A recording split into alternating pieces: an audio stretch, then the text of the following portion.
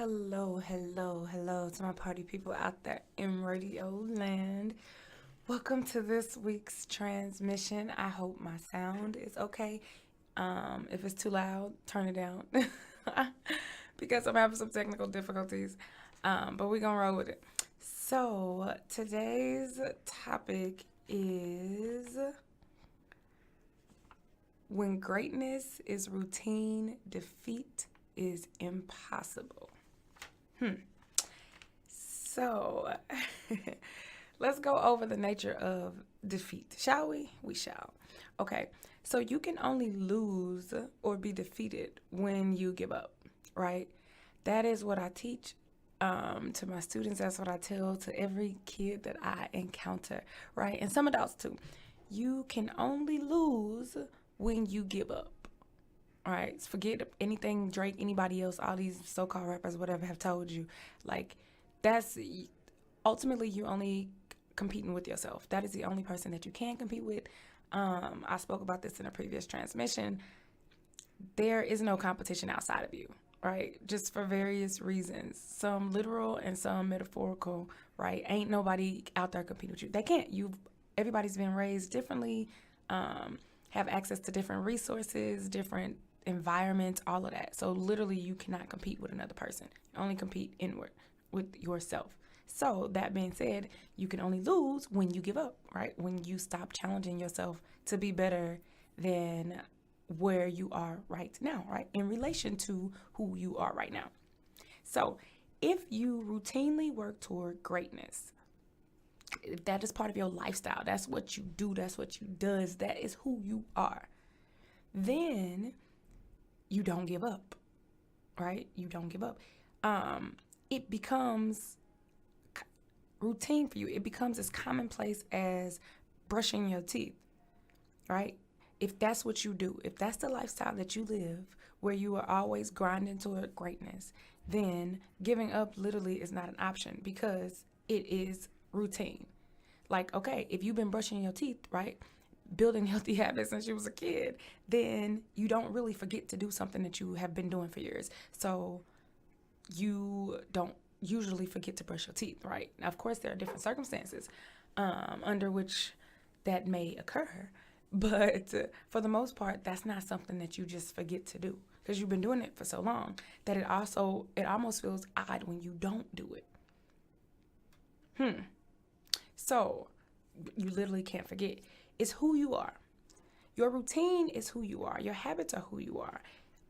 They become a part of your identity. So when people say like, oh, you are your actions, you are the culmination of every action that you've taken up until this point in your life. That's true. That's not just poetic talk, right? That's literal because that is who you are. Had you have taken any different turn or made any different decisions, then your life could very well be drastically different than it is now. Like, right? It's like the butterfly effect. So it is your identity. It is who you are. Your mistakes are who you are. Again, that's why people say that. Your good decisions, your quote unquote, there are my air quotes, bad decisions, they're all who you are. They all have shaped who you are right now in this moment in time. It is your identity. So that's what I mean in a literal sense, right? So if you, let's say, floss every night, I floss every night, then it's who I am. I'm a flosser. Like, I like taking care of my teeth. I want to keep them. So that's what I do, right? That is my identity. My habit has shaped my identity. Now, it could be big things. It could be small things. But ultimately, your habits shape your identity, right?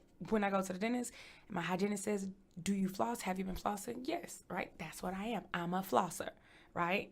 Ain't no shame. So when something, anything, right? It can be tangible or intangible. It can be a concept. It could be a habit. It could be a characteristic, a trait. It could be productive or destructive.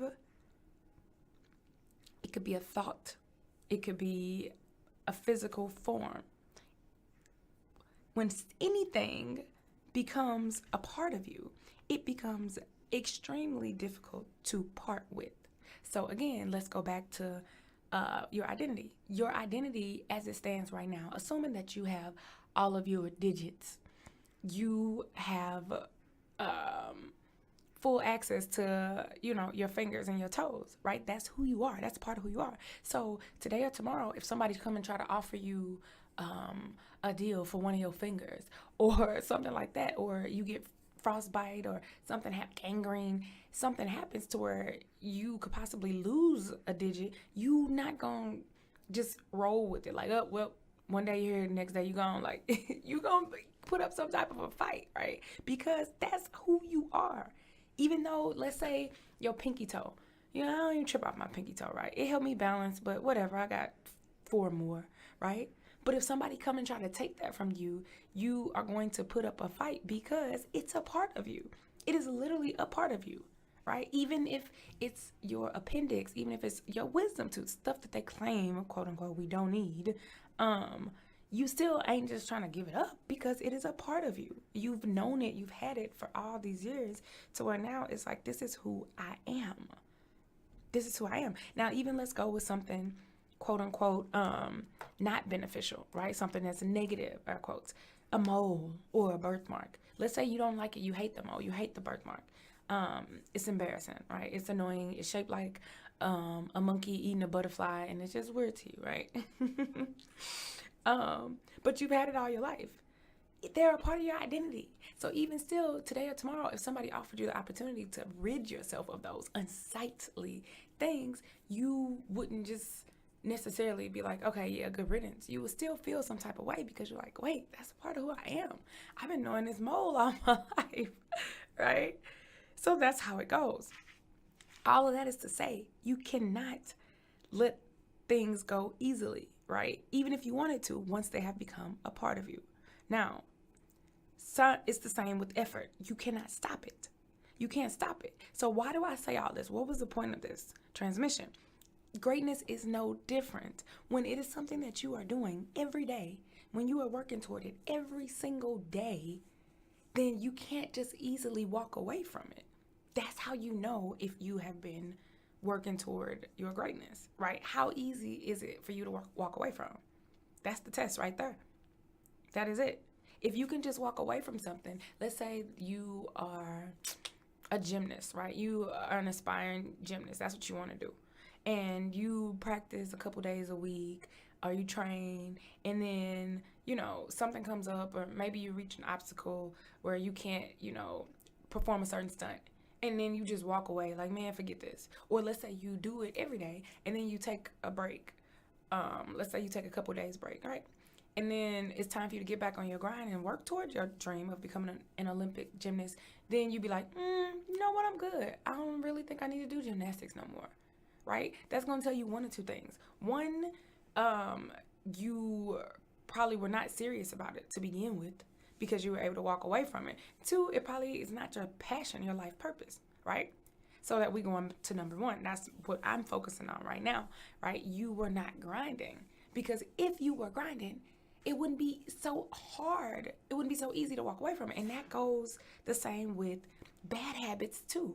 When something is a habit, it is not easy to break from. Ask any smoker, right? Ask any addict. They know that what they're doing is not good for their body. It's not good for their life in general, their lifestyle, nothing. But yet, and still, they realize that because it's such a habit, they cannot just walk away from it, even when they want to. Same with nicotine, right? Coffee. People who are used to, I have a cigarette and coffee every morning. And you take one out of the equation and they lose it. It's like, I cannot do one without the other. Okay, I don't smoke no more. Now I can't drink coffee because I'm used to connecting those two, right? That is what the brain has built up. So it's the same with bad habits. Personal story. As far as working toward greatness, I have tried to give up. I did. I'm not even gonna stun him like, oh yeah, No, I live for greatness. Yes, vivre pour la grandeur. It's my motto. But of course I've tried to walk away from it, just simply because of the extreme level of effort that it takes in order to manifest it. But here's the kicker, and this is what don't nobody tell you when they go, oh yeah, I'm where I want to be now, and they just make it seem like, yeah, it was some rough patches, but whatever. I am where I am. No, they be lying. What they don't tell you is that everybody at some point who has been working towards something has at least once thought about walking away from it. Even look at Gabby Douglas. Look at everything that she's accomplished. But if you read her story, you'll know that she tried to walk away from it a couple times, right? Before she was close to it, right? It's like they say the gold miner who gets like a foot away from the gold and then, he walks away, right? So that happens, right? You become exhausted. The thing that has brought me back every single time is habit, is routine, right? So on moments where I was like, you know what, all of my goals, they're all lofty. I live for greatness, right? When I've just been exhausted with them doing anything, or even something as simple as just teaching or anything, the thing that has brought me back is routine, right? I write every day.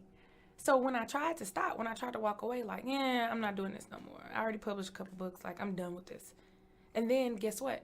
The next day came and that space was available. That time, that void, that emptiness where I would have been writing and where I have been for years, it was suddenly available. And instead of me feeling like relieved, like now I have this time, I felt miserable. I felt empty. It was like, now what am I going to do with my time? Right? We'll do other stuff. I already do. I already do what I want. I already do all my other hobbies. So it's kind of like, and then the next day. And then I would, I'm not going to plan it. I'm not going to put this on my planner. I'm just going to do whatever I want. And then I would slowly find myself look up and I'm like, I end up writing today anyway. I wasn't even supposed to do that because I would be inspired to, and it just would happen even at a different time. That is what routine is. That is the power of routine. That is the power of greatness. When you're working towards something, the only thing that will stop you from giving up is routine. That's it. Point blank, period. That's why you must make greatness a part of your routine. Ask any bodybuilder, ask anybody who does anything physical. They will tell you there are days they don't want to do it. Point blank, period, even if they love it. But guess what? That routine, right? That emptiness you feel when you don't do it because you've been doing it for so long. That's how it goes. That is how it goes.